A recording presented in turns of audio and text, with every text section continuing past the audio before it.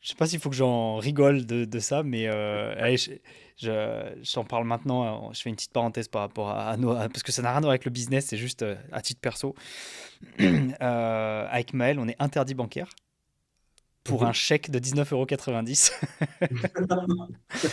Et alors, ce qui est assez extraordinaire, je vais te raconter à quel point c'est débile. Et je pense à ça parce que justement, je réfléchis à dégager toutes mes banques traditionnelles pour aller que vers des banques qui ont compris que l'expérience client était importante. Parce que pour moi, c'est un gros défaut, une grosse différence d'expérience client. On clôture un compte et entre-temps, il y a un chèque.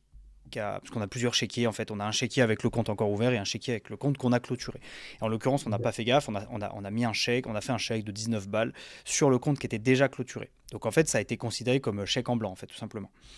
Euh, C'était pour payer un dentiste en plus, donc le dentiste n'a pas été payé et il a fait une. Alors, je ne sais pas exactement comment ça marche, mais son établissement bancaire à lui, au dentiste, a dû faire une réclamation auprès du Crédit Agricole en disant qu'on émettait des chèques alors que le compte n'existait pas derrière.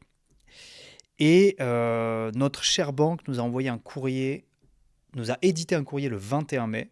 Les dates sont importantes. Tu vas voir pourquoi, à quel point ils nous ont laissé aucune chance.